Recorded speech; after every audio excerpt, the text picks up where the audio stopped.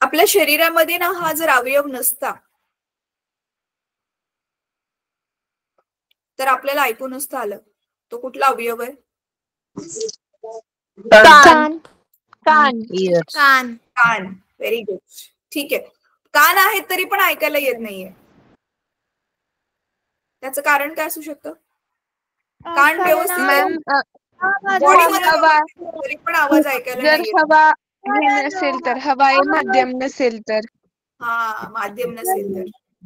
Yes पण हवा माध्यम पण आहे, कान पण व्यवस्थित आहेत, बॉडी व्यवस्थित आहे, हवा पण आहे, तरी पण ऐकायला नाही येते. कारण आपल्या कधी कधी जास्त प्रमाणात बोलत नसेल तर पण नाही ऐकत. आपल्या तोंडातून आवाजच निर्माण होत नसेल तर कोणाला ऐकूच जाणार नाही. हा, ध्वनी नसेल तर. ध्वनी तुम्हाला आठवतोय मुलांनो? चला मला क्विकली परत रिवाइज करून द्या. गेल्या वेळी पण आपण हे रिवाइज केलेलं. आपण लिस्ट बनवलेली की 12 प्रकारचे ऊर्जेचे स्रोत आहेत. म्हणजे वेगवेगळे नॉट स्रोत, वेगवेगळे स्वरूप आहेत. 12 प्रकारची वेगवेगळी ऊर्जेची स्वरूप आहेत. ती 12 प्रकारची ऊर्जेची स्वरूप कोण कोण सांगेल क्विकली? थांबा मी हात खाली करते. आपण ही लिहिलेली पण आठवते, तुम्ही नोटबुक मध्ये लिहून घेतलेली? Yes ma'am. ठीक आहे, चला एक एक बाला कमीत कमी 12 तरी हँड रेस पाहिजेत. फक्त 2च मुलांना आठवते, बाकीच्यांना आठवत पण नाहीये कुठली स्वरूप होती ऊर्जेची. पण ठीक आहे, बौद्धवी सांग. मॅम गती ऊर्जा. गतीज ऊर्जा. बर. साक्षी? यांत्रिक ऊर्जा. अटेंडेंटली इंटेलिजन्स. यांत्रिक ऊर्जा. ठीक आहे. नविष्ठा? मॅम मी सांगू संकल्प? हा संकल्प सांग. विद्युत ऊर्जा. विद्युत ऊर्जा. करेक्ट. नविष्ठा? Electromagnetic sound. Electromagnetic waves. विद्युत चुंबकीय ऊर्जा. ठीक आहे. स्नेहल? स्थितीज ऊर्जा. स्थितीज ऊर्जा आणि ध्वनी ऊर्जा.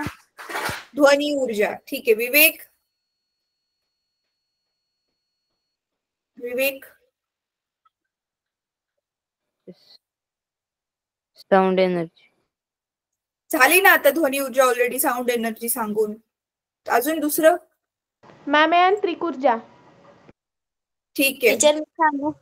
हा प्राची बोल. प्रकाश ऊर्जा, यांत्रिक ऊर्जा, विद्युत ऊर्जा, उष्णता ऊर्जा, ध्वनी ऊर्जा, रासायनिक ऊर्जा. ठीक आहे, गुड. प्रणव? सोलर एनर्जी आणि पोटेन्शियल एनर्जी. ठीक आहे. अजय? वायू ऊर्जा. हा, वायू ऊर्जा. ठीक आहे, गुड. अजून?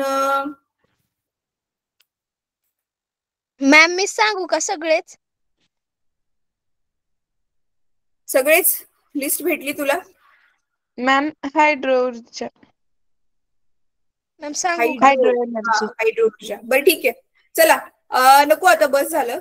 तर तुम्हाला हे 12 स्वरूप माहिती पडलेत ऑलरेडी, आणि ही 12 वेगवेगळी नावं द्यायची गरज पडली कारण प्रत्येक स्वरूपाची जी ऊर्जा आहे तिची आपली स्वतःची एक युनिक गोष्ट आहे. युनिक म्हणजे ती एक गोष्ट फक्त त्याच प्रकारच्या ऊर्जेमध्ये आहे. जसं की ध्वनीमुळे आपण ऐकू शकतो, उष्णतेमुळे प्रकाशामुळे आपण ऐकू नाही शकत. ऐकायचं असेल तर ध्वनीच पाहिजे, राईट? बघायचं असेल तर प्रकाशच पाहिजे.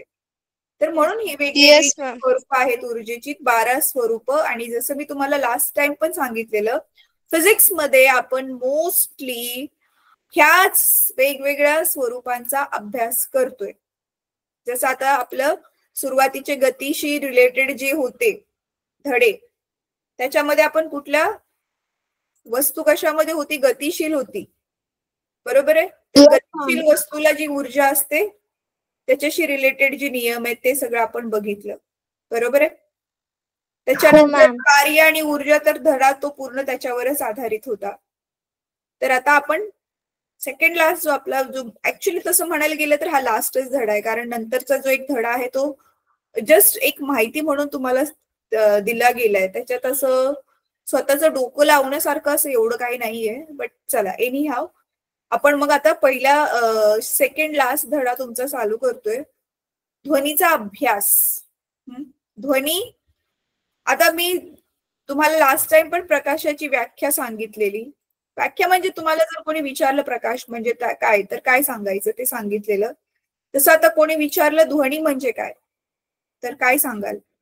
मॅम मी सांगू? मला हँड रेज करा मुलांनो, असं नका हे करू.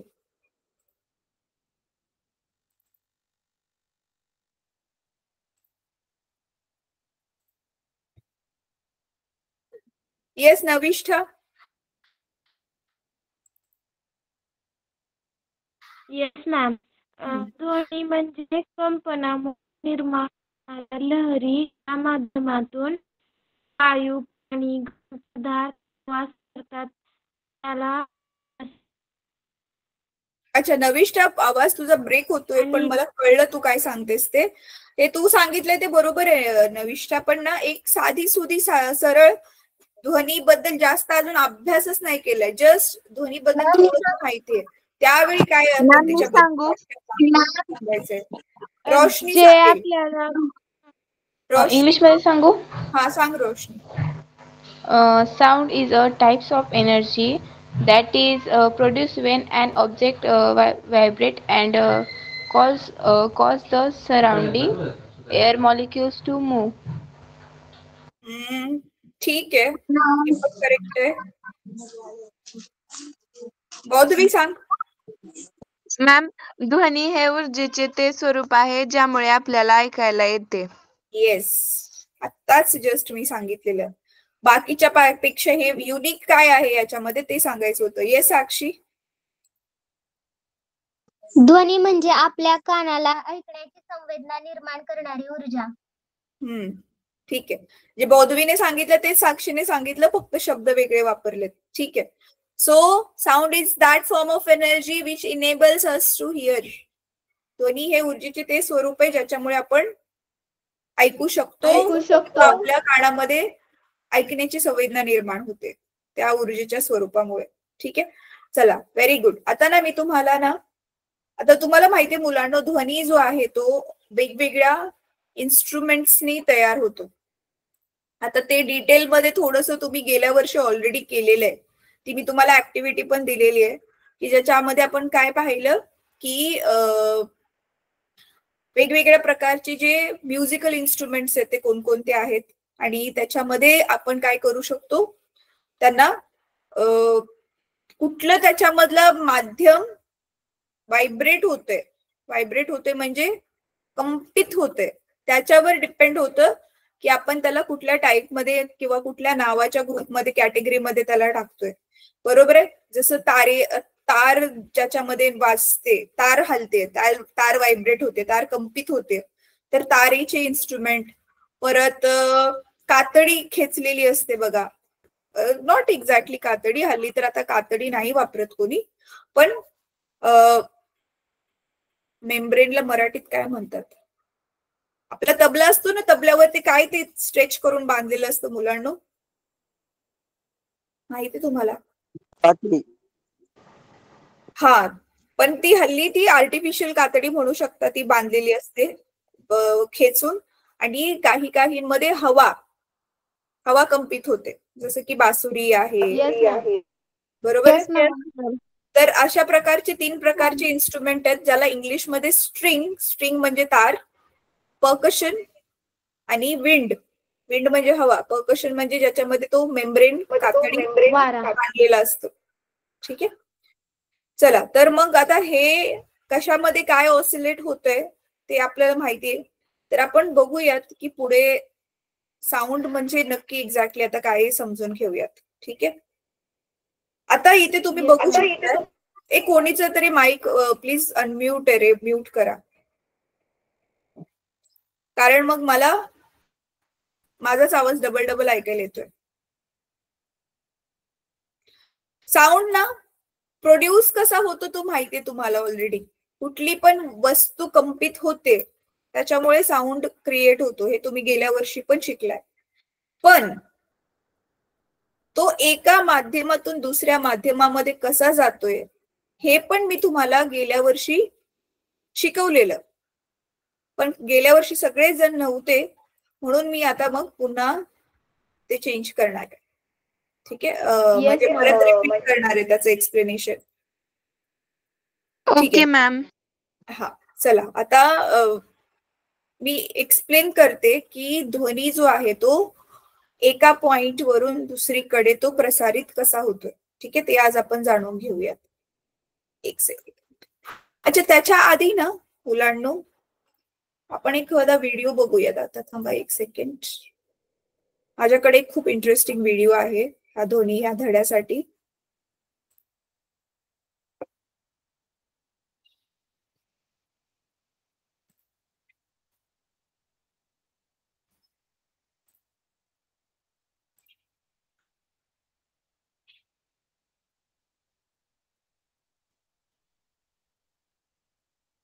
मॅम हा बेटा, अटेंडन्स लिंक टाकता का? थांब मी थोड्या वेळाने टाकते. आता मी आधी व्हिडिओ दाखवते. मी दुसरीकडे थांब. हा okay.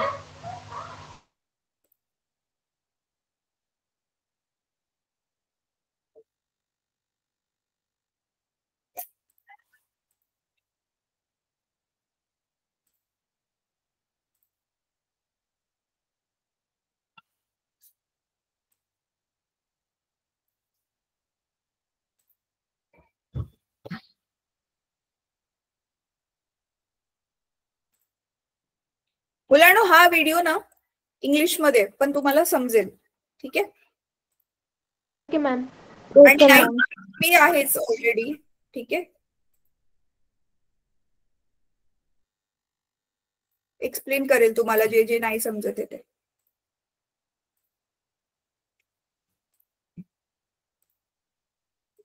Introduction. Hey Pinky, let's go back. I have to study. No, wait. Come, I will show you something. What? Say something loudly. Pinky! Wow, what is this? This is called the echo. Echo? Interesting. Yes, echo of the sound. Do you want to know more about this? Yes. Yes, please tell me. Come, today I will tell you everything about sound.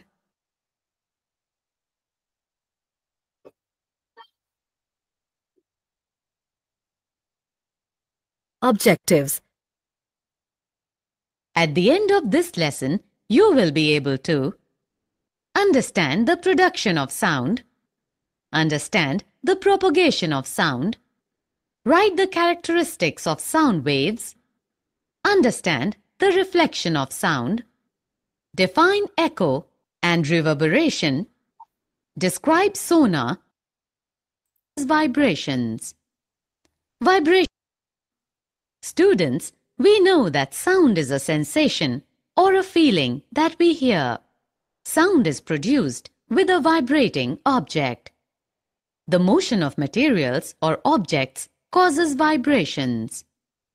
Vibration means a kind of rapid to and fro motion of an object. Let us look at some examples of how certain sounds are produced. अच्छा मुलांनो, पहिल्यांदा ज्यावेळी तो दोन मुली आपसात बोलत होत्या ना, तर ते कन्व्हर्सेशन तर बहुत सिंपल इंग्लिश लँग्वेज मधलं होतं. ते कळलंच असेल Yes, तुम्हाला. ma'am. Right? Yes ma'am. Yes ma'am. मी थांबवलंय ते कळलं असेल.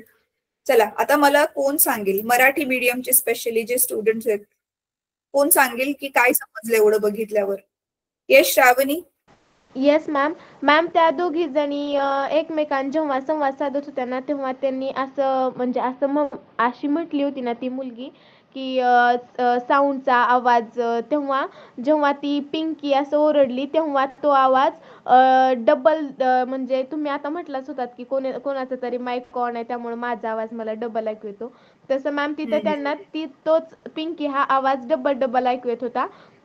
असं आमच्या शाळेतल्या टीचरने सांगितलं होतं की कुठंतरी मॅम ते कोणतं तर स्थान आहे तिथं पण गेल्यावर एक आवाज 9 वेळा का 13 वेळा डबल ऐकू येतो.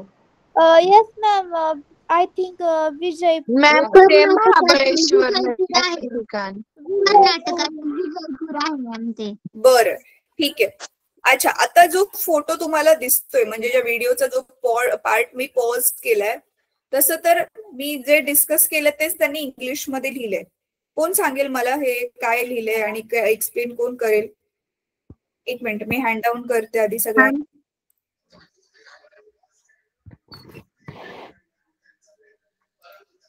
सगळी रिपीटेड 30 मुलं सारखी हँड रेज करतात. मी आता रॅन्डमली नाव घेते. हर्षाली, ट्रू ट्राय कर. हर्षाली, हा ट्राय कर बेटा. चुकलं तरी चालेल, काय हरकत नाही.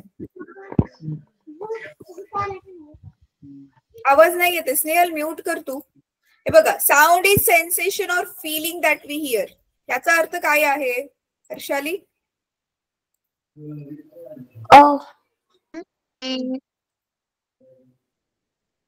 आवाज नाही येते हर्षालीचा, काहीतरी प्रॉब्लेम आहे.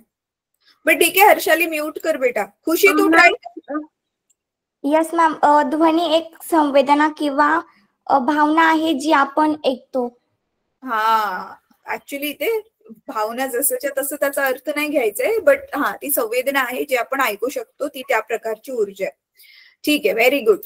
खुशी, नेक्स्ट बघ जे लिहिलंय बेटा. Sound is produced with vibrating object. The motion of material और ऑब्जेक्ट्स कॉजेस व्हायब्रेशन्स. याचा अर्थ काय आहे? खुशी, ट्राय करशील?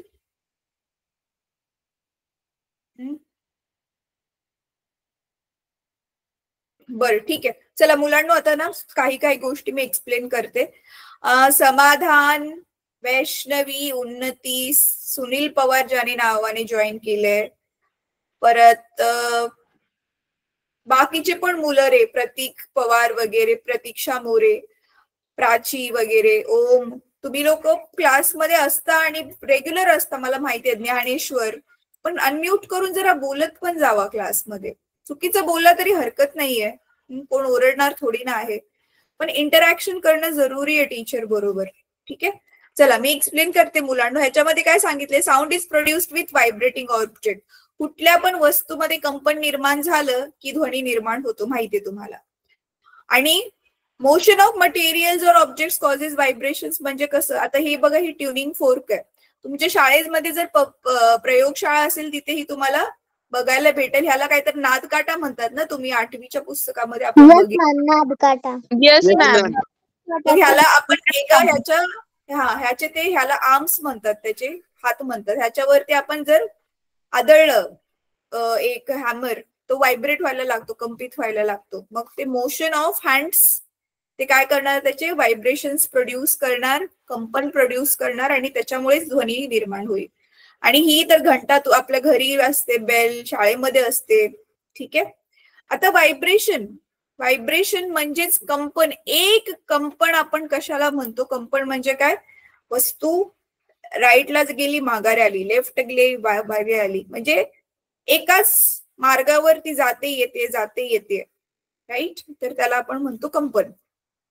नाही बदली होतोय, सेम मार्गावरती टू अँड फ्रो म्हणजे मागे पुढे जे मोशन आहे त्याला व्हायब्रेशन्स म्हणतात, ऑसिलेशन्स म्हणतात, कंपन म्हणतात मराठीमध्ये. ठीक आहे, चला आता पुढचं बघूया. Examples of how certain sounds are produced.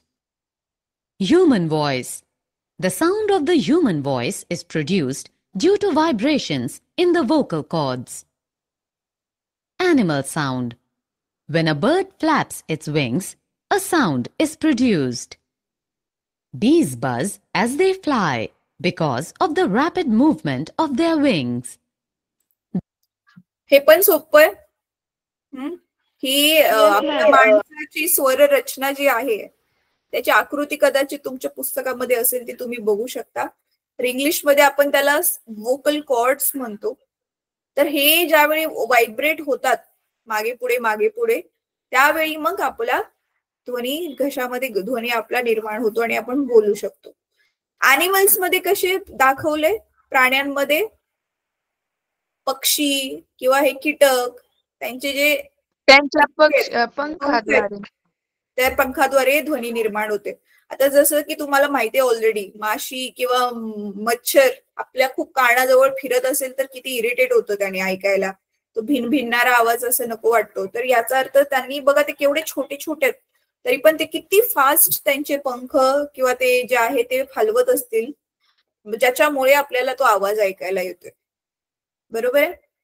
Yes ma'am. Yes ma'am. त्यामध्ये काय कशा प्रकारचा ध्वनी निर्माण होतो त्याचे हे एक्झाम्पल्स दाखवलेत, की माशांमध्ये किंवा मच्छर वगैरे जे आहेत इन्सेक्ट्स त्याच्यामध्ये कसा ध्वनी निर्माण होतोय, पक्ष्यांमध्ये कसा येतोय आणि प्राण्यांमध्ये कसा निर्माण होतोय.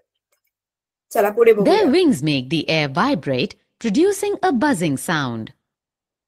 Musical sounds. Musical instruments produce many different sounds in various ways.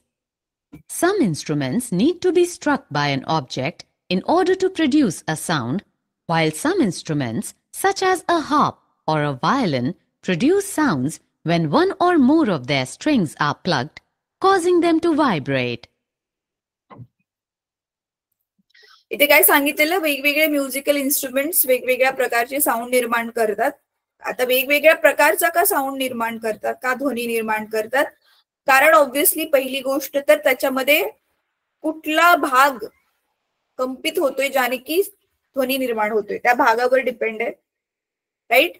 तर म्हणून इथे जसं की ड्रम आहे बघा, ड्रम वाजवलंय तर ड्रम वरती तो स्ट्रेच्ड एक मेम्ब्रेन आहे. स्ट्रेच्ड मेम्ब्रेन म्हणजे एक पातळसा तो कातडीसारखा दिसणारा पृष्ठभाग खेचून बांधलेला आहे आणि त्याला आपण आदळलं की त्याच्यातून आवाज निघतोय. दुसरं तुम्ही बघताय व्हायोलिन आहे.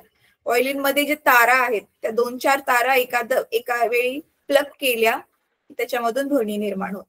तर ध्वनी जे आहे कशामधून निर्माण होऊ शकतो, जसे एक आधी बघितले ह्युमन्स, मग बघितलं अॅनिमल्स आणि मग ह्या नॉन लिव्हिंग वस्तू. लिव्हिंग थिंग्स मध्ये कसा ध्वनी निर्माण होतो आणि नॉन लिव्हिंग थिंग्स मध्ये कसा ध्वनी निर्माण होतो, सजीवांमध्ये आणि निर्जीवांमध्ये, ते इथे शॉर्टमध्ये दाखवतो. Yes, ma'am. Propagation of sound. For sound to be generated and heard, it must have three things. They are a source, a medium through which to pass, and a receiver. Let us assume the source is the speaker's voice. The medium through which it is transmitted is air, and the receiver is the listener's ear. When a sound is generated by the speaker's speech, or when an object vibrates, it sets the particle of the medium around it vibrating. The particles do not travel all the way from the vibrating object to the ear. A particle of the medium in contact with the vibrating object is first displaced from its equilibrium position. It then exerts a force on the adjacent particle, which gets displaced from its position of rest. ठीक आहे, हे कदाचित तुम्हाला एवढं नाही समजणार, पण मी हे एक्सप्लेन करणार आहे. ह्याच्यामध्ये आधी ह्याच्यावरती तर इझी होतं. आणि काय सांगितले की साऊंड प्रोड्यूस होण्यासाठी आणि ऐकला जाण्यासाठी 3 गोष्टी गरजेच्या आहेत.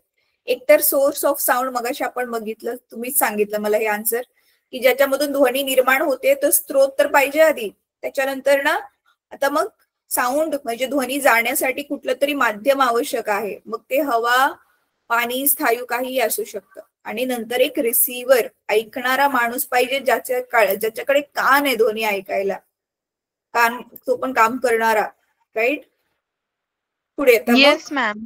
आता इथे काय सांगितलंय ह्या आकृतीमध्ये, एका जागेवरून दुसऱ्या जागेपर्यंत साऊंड ट्रॅव्हल कसा करतो, तो जातो कसा. तसे फॉर एक्झाम्पल तुम्ही एका क्लासरूम मध्ये बसलाय, क्लासरूम मध्ये वरती फळ्याच्या म्हणजे समोर फळ्याच्या जवळ तुमचे टीचर्स आहेत, ते उभे राहून शिकवतात आणि एकदम कोपऱ्यामध्ये बसलेल्या खूप लांब बसलेल्या मुलाला पण आवाज जातोय. ह्याचा अर्थ सर हे आहे आपलं स्त्रोत घेऊया ध्वनी निर्माण होण्याचा.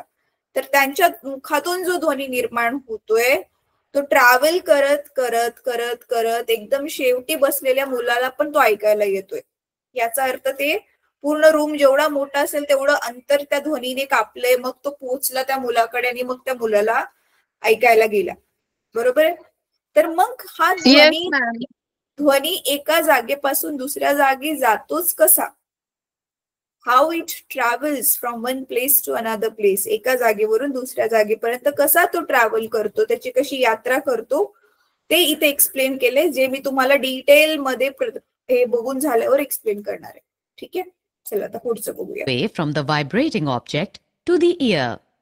A particle of the medium in contact with the force on the adjacent particle comes particles of the medium do not move forward themselves during propagation of sound in a which gets displaced from its position of rest. After displacing the adjacent particle, the first particle comes back to its original position. This process continues in the medium till the sound reaches your ear. During propagation of sound in a medium, the particles of the medium do not move forward themselves, but the disturbance is carried forward. So, sound waves are characterized by the motion of particles in the medium and are called mechanical waves. बघा, mechanical waves म्हणजे काय? यांत्रिक लहरी असं म्हणू शकता तुम्ही. ठीक आहे, यांत्रिक लहरी असं काय ह्याला नाव दिलेलं आहे? कारण ना, ध्वनीला एका जागेपासून दुसऱ्या जागेपर्यंत जाण्यासाठी माध्यमाची गरज आहे. विना माध्यम तो एका जागेपासून दुसऱ्या जागेपर्यंत नाही जाऊ शकत. म्हणून ध्वनीला इंग्लिशमध्ये मेकॅनिकल वेव्ह म्हणतात, म्हणजेच यांत्रिक तरंग असं तुम्ही मराठीमध्ये त्याला म्हणू शकता. जर माध्यम नसेल तर ध्वनी एका जागेपासून दुसऱ्या जागेपर्यंत जाऊ शकत नाही. ठीक आहे, आता एक सेकंड.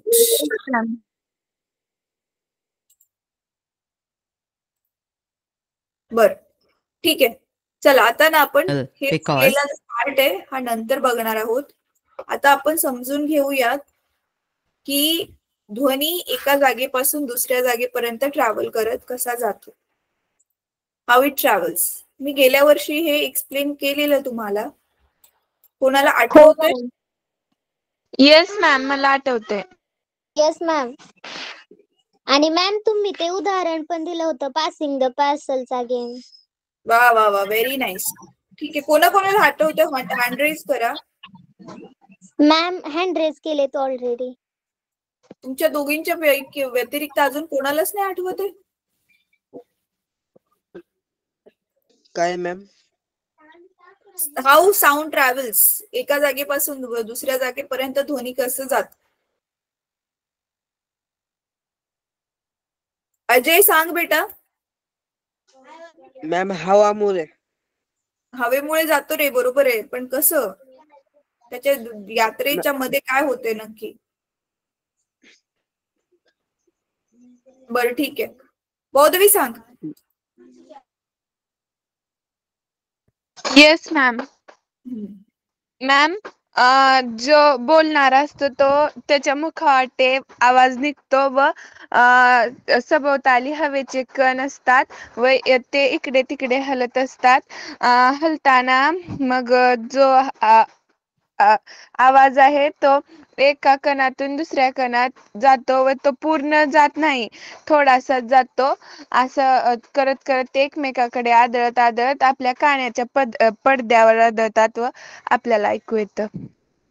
ठीक आहे, गुड, व्हेरी गुड.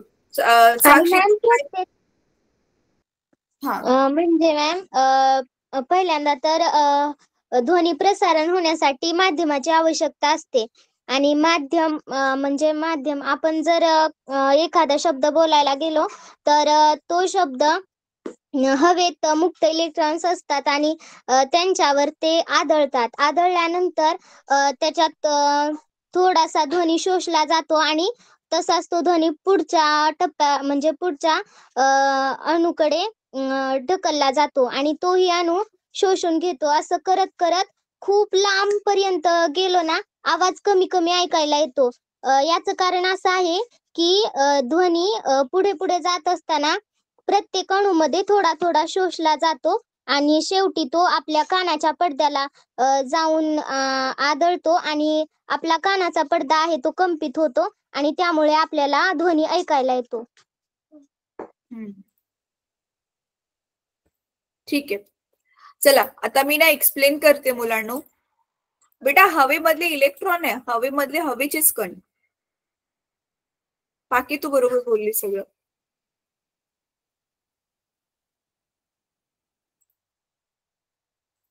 चला आता मी ना तुम्हाला आकृती काढून आकृती बरोबर एक्सप्लेन करते की ध्वनी जो आहे तो एका जागेपासून दुसऱ्या जागेपर्यंत कसा जातो, की कसा तो ट्रॅव्हल होतो.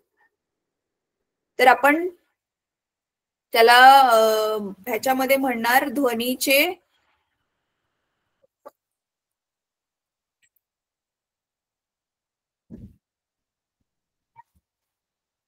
प्रसारण. ठीक आहे. इंग्लिश मध्ये आपण काय म्हणतो, प्रॉपगेशन ऑफ साऊंड. आता नीट बघा मी काय करते, आकृती काढते मी. समजा इथे ना एक आपला असा स्पीकर आहे. समजा आता ह्याच्यावरती ना गाणं चालू आहे मुलांना. ठीक आहे. आता तुम्हाला माहिती ह्या स्पीकरच्या जवळ जवळ असे खूप सारे काय असतील, हवेचे कण. त्याचे कण असतील. खूप छोटे छोटे असतात, आपल्याला नीट दिसत पण नाही. पण तुम्हाला आकृतीमध्ये समजावं म्हणून मी काय केले, हे मोठे मोठे काढलेत. आता इथे बघा ही जी पहिली लाईन आहे, ही वाली जी पहिली लाईन आहे, होतं काय की जसं आपण इथे गाणं प्ले केलं, ठीक आहे, गाणं प्ले केलं तर ह्याच्यामधून तुम्हाला माहितीये ध्वनी बाहेर पडेल. मग ध्वनी ऊर्जा आहे, ती ऊर्जा मग हे जे हवेमधले पहिल्या लाईनीमधले जे कण आहेत ते सगळे ते ऊर्जेला काय करणार आहेत, शोषून घेणार आहेत. आणि ऊर्जा शोषून घेतल्यावरती मग ते ऑसिलेट व्हायला लागतात. ह्याचा अर्थ व्हायब्रेट व्हायला लागतात, कंपित व्हायला लागतात. म्हणजे आता जसं की हा बघा, हा मॉलिक्यूल आहे, हा काय करेल, राईटला जाईल, माघारी येईल, परत लेफ्टला जाईल, माघारी येईल, परत राईटला जाईल, माघारी येईल, परत लेफ्टला जाईल, माघारी येईल. असं करून तो कंपन करायला सुरुवात करतो. मग काय होतं, मग हा ज्यावेळी राईटला चाललाय, मग हा दुसऱ्या लाईनीमधल्या हवेच्या कणाबरोबर तो आदळेल.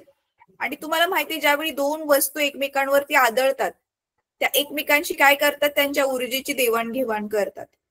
तर मग ह्याची ऊर्जा जास्त आहे, मग हा ऊर्जा त्याला ट्रान्सफर करतो. थोडीशी ऊर्जा त्याच्या स्वतःकडेच राहते आणि काही ऊर्जा तो पुढच्याला ट्रान्सफर करतो. मग आता हा दुसरा वाला जो आहे हवेचा कण, हे पण राईट लेफ्ट असं ऑसिलेट व्हायला लागेल. राईटला जाईल, माघारी येईल, परत लेफ्टला जाईल, माघारी येईल, असं ऑसिलेशन तो करायला लागेल, कंपन करायला लागेल.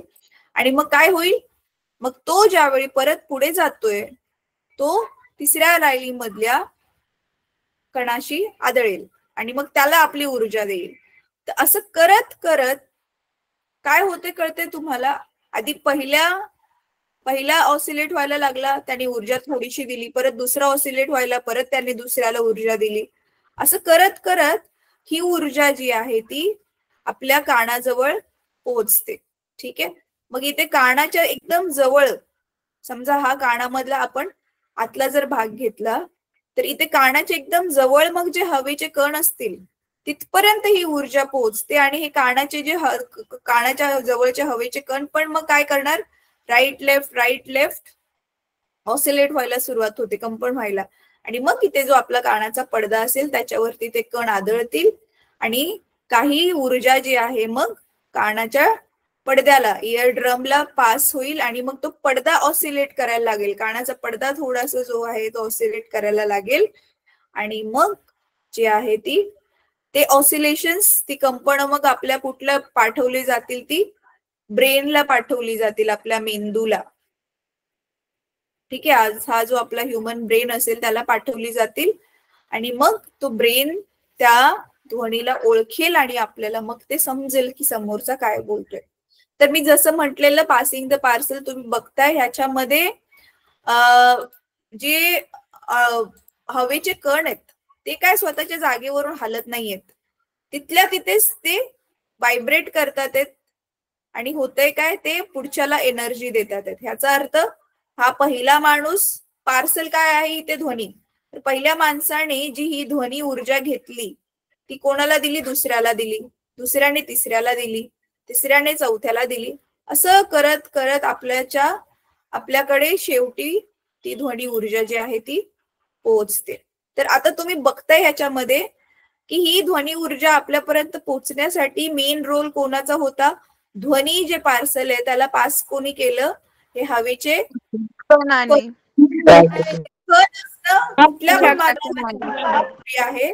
अदरवाईज ध्वनी एका जागेवरून दुसऱ्या जागेवर प्रसारित होऊ शकणार नाही.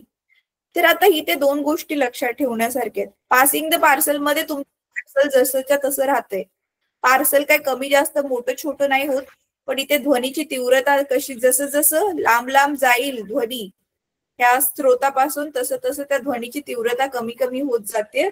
कारण काही ध्वनी जो आहे तो आपल्या रस्त्यावरती ती ध्वनी ऊर्जा दुसऱ्या स्वरूपात कन्वर्ट होते. जसं की आता हे दोन कण एकमेकांवर ज्यावेळी आढळतील काही प्रमाणात, खूप कमी का होईना पण काही प्रमाणामध्ये उष्णता ऊर्जा पण निर्माण होते. काही प्रमाणात एनर्जी तो स्वतः जवळ ठेवतोय आणि थोडीफार एनर्जी पुढच्याला देतोय. तर असं करत करत प्रत्येक स्टेप वरती ध्वनी ऊर्जा जी आहे ती दुसऱ्या स्वरूपामध्ये कन्वर्ट होते. आणि मग आपल्याला जो ध्वनी ऊर्जा ध्वनीच्याच फॉर्म मध्ये जे हवे ती कमी अवेलेबल होते. म्हणून बघा कधी कधी एकदम लास्टला आपण बसलो क्लासमध्ये तर आपल्याला ऐकायलाच येत नाही की टीचर काय बोलतात. राईट? येस. हे रिझन आहे की ध्वनी आपल्यापर्यंत पोहोचतच नाहीये. त्याची ती ऊर्जा संपली आपल्यापर्यंत पोहोचण्यासाठी. म्हणून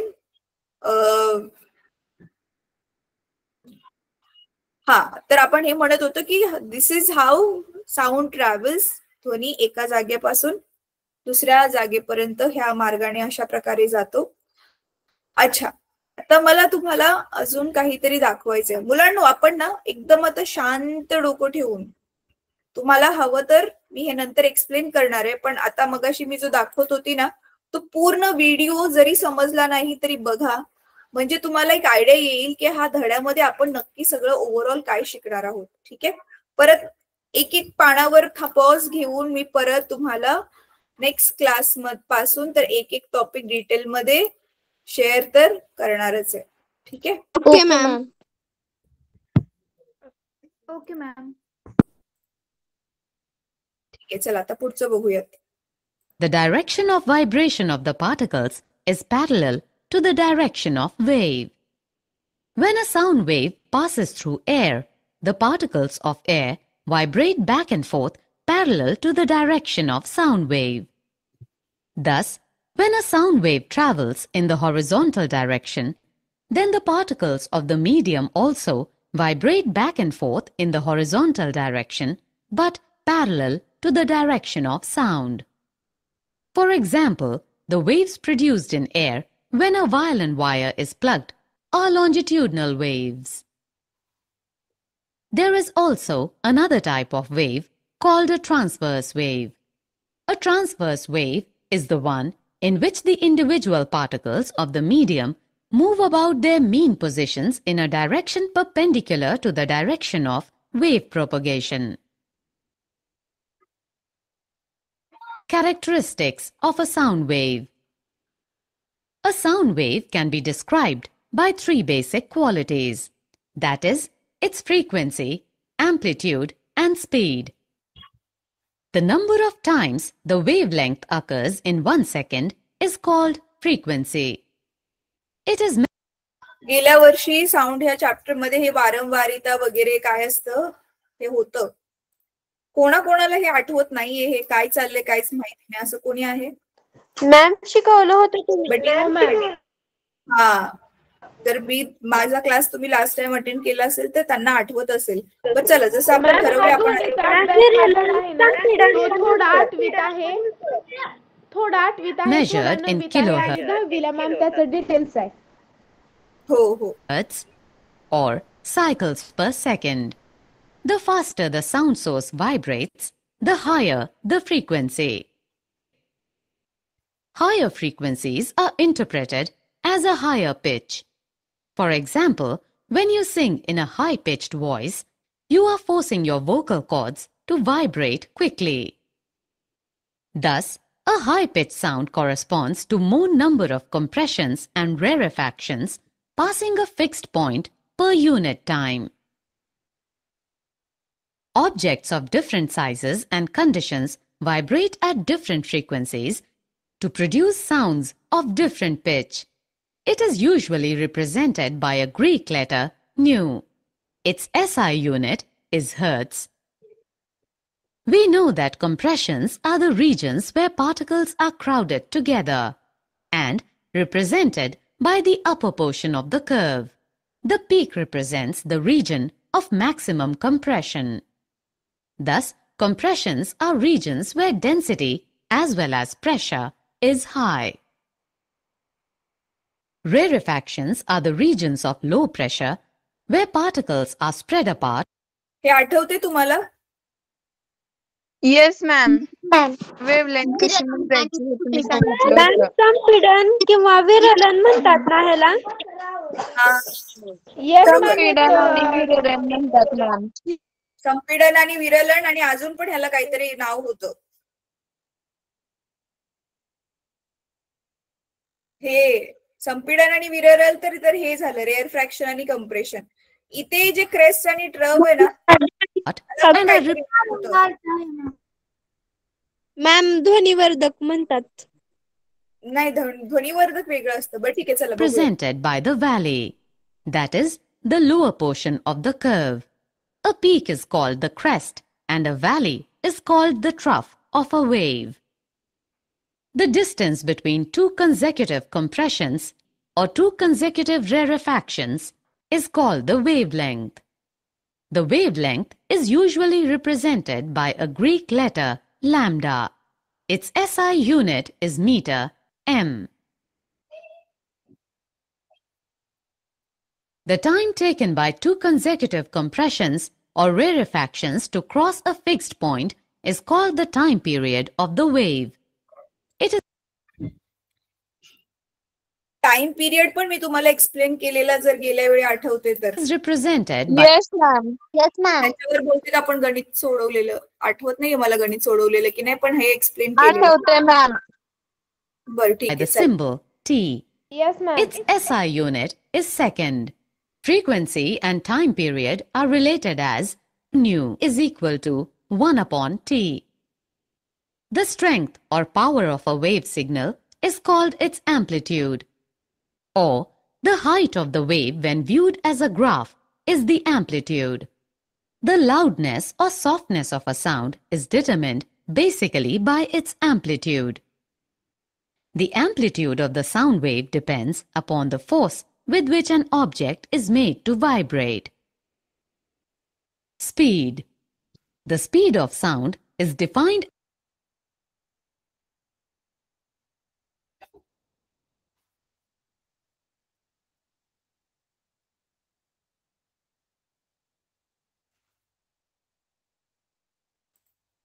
हे बघा, at the surface of a solid. जसं प्रकाश परावर्तित होतो, आता जसं आपण प्रकाशाचे परावर्तन बघितलेले, ध्वनी पण परावर्तित होते. आता ध्वनीचे परावर्तन कसं होतंय बघा. Or liquid. The reflection of sound follows the same laws as for reflection of light. Angle of incidence is equal to the angle of reflection. The incident wave, reflected wave and the normal lie in the same plane. Sound waves can be reflected by large, hard, smooth, vertical and faraway surfaces. Example, walls, buildings and cliffs.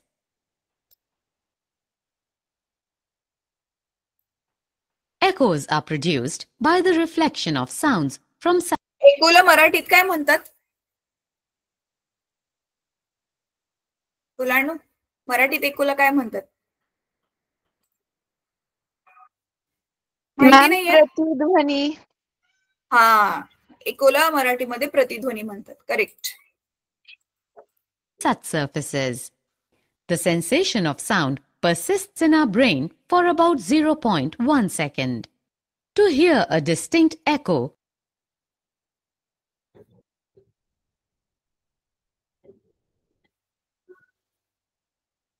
ठीक आहे. आता ना बाकीचं जे आहे ना, मला माहितीये आपण नुसतं हे बघितलं आज, जेणेकरून तुम्हाला थोडीशी आयडिया येईल ह्या धड्यामध्ये काय आहे.